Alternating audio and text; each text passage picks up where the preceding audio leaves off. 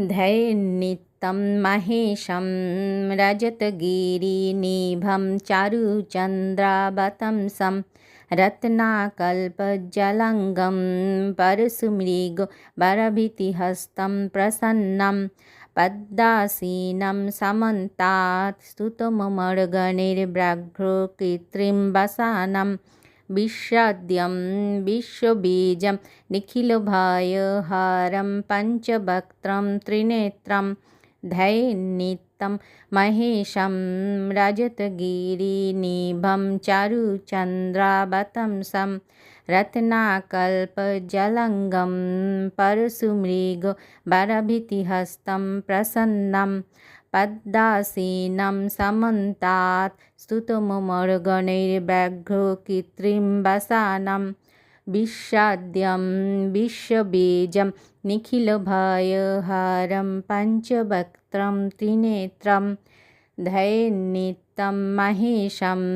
रजतगिरिनिभं चारुचन्द्रावतंसं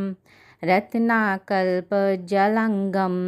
परशुमृगवरभीतिहस्तं प्रसन्नं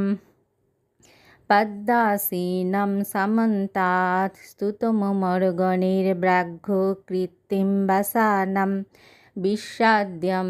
विश्वबीजं निखिलभयहारं पञ्चवक्त्रं त्रिनेत्रं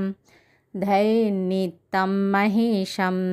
रजतगिरिनिभं चारुचन्द्रावतंसं रत्नाकल्पजलङ्गं परशुमृगवरभीतिहस्तं प्रसन्नं पद्मासीनं समन्तात् स्तुतममर्गणैर्व्याघ्रो कृत्रिं वसानं विश्वाद्यं विश्वबीजं निखिलभयहारं पञ्चवक्त्रं त्रिनेत्रं